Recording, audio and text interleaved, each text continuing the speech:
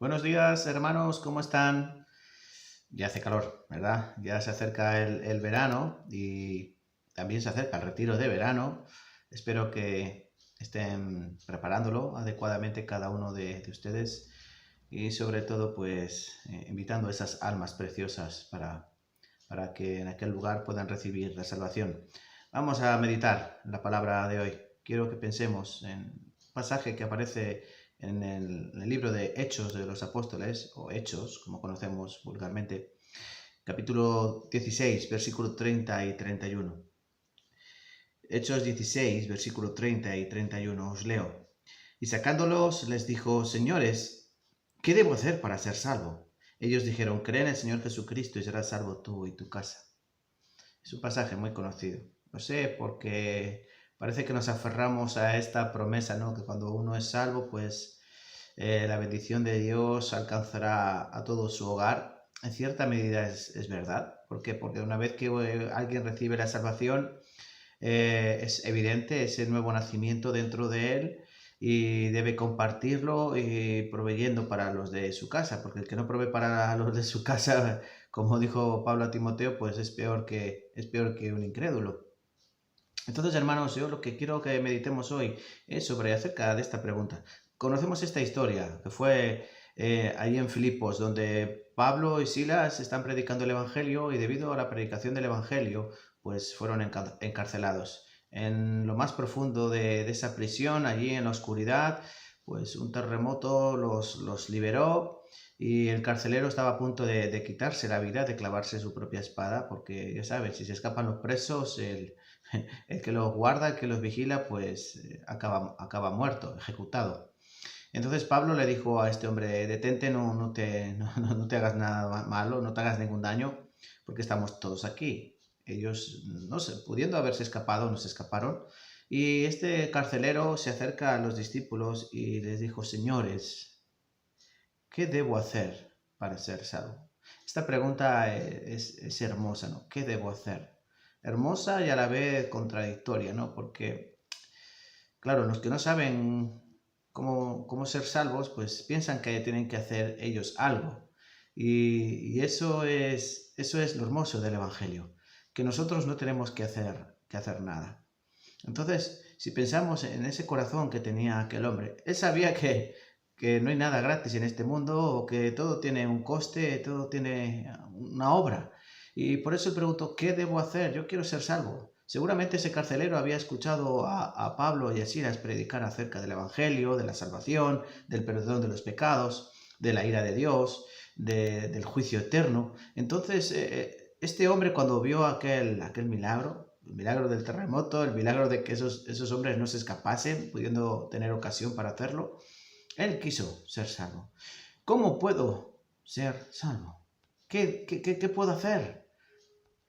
A veces ese deseo está en muchas personas. Muchas personas que no es necesario que estén en las iglesias, sino en el mundo. Hay muchas personas que se hacen esta pregunta. ¿Qué puedo hacer para ser salvo? También me acuerdo del pasaje que encontramos en Mateo capítulo 19, versículo 16, cuando un hombre se le acerca, un judío se le acerca y le dice, maestro bueno, dice, qué bien haré para heredar la vida eterna. También él pensaba que tenía que hacer algo, qué bien haré para heredar la vida eterna.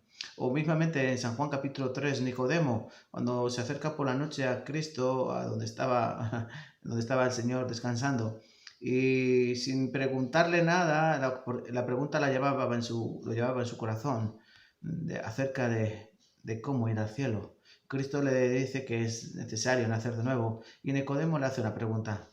¿Cómo puede uno nacer siendo viejo? ¿Cómo uno puede nacer de nuevo? Entonces nos encontramos tres hombres diferentes, pero básicamente la misma pregunta. ¿Qué bien haré? ¿Cómo puedo ser salvo? ¿Qué haré para ser salvo? ¿O cómo puedo nacer de nuevo? Son tres preguntas en una. Es una misma pregunta. La respuesta es creer. No hay que hacer nada, no hay que hacer ningún bien, no tenemos que trabajar en esa dirección, simplemente creer en Jesucristo nuestro Señor. Por eso nosotros predicamos el Evangelio, porque es fácil y a la vez tan difícil recibir la salvación. es admirable, ¿no? Como en nuestras iglesias muchas personas acuden a los seminarios escuchando la palabra y hay algunos que la reciben perfectamente, la aceptan con toda sinceridad, comprenden que ellos lo único que podían hacer era maldad en sus vidas y que lo único que necesitan ahora es entender que Jesucristo ya hizo todo por nosotros. Sin embargo, hay otra parte de las personas que parece como si rehusasen a recibir la salvación, como si ellos tuviesen que añadir algo más. Y ese es el problema, y esa es nuestra reflexión, el punto de la reflexión de hoy. Pensando en que verdaderamente Dios es el que hace la obra, porque si dependiese del hombre, dependiese de nuestro entendimiento, todas las personas serían salvas. Pero es Dios el que obra en nuestros corazones para que puedan entender.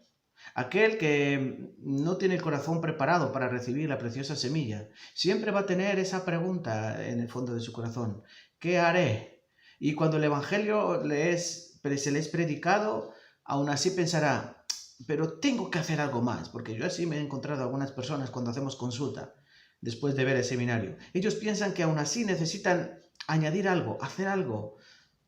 Y no es cierto, porque Cristo ya lo hizo todo en la cruz. El consumado es significa que nosotros ya no podemos añadir nada. Simplemente una palabra de gratitud y una vida en obediencia y sacrificio.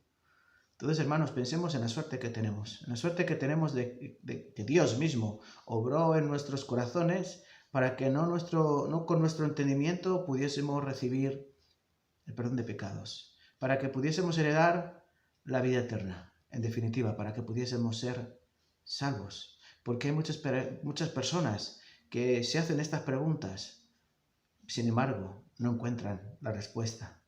Ayudemos a esas personas a encontrar esa respuesta tan importante. Esa respuesta que da vida eterna, esa respuesta fundamental para la existencia humana y para la existencia de nuestra alma. Y no hay lugar mejor que en el retiro, donde tantas almas confluyen, donde el amor de Dios se concentra, porque ya saben que allí donde están los hijos de Dios, en comunión, en armonía, allí es donde Dios envía bendición y vida eterna. Entonces, hermanos, animándoles, y con esta reflexión les dejo hasta la semana que viene, y espero que nos veamos pronto si Dios quiere. ¿Vale? Chao.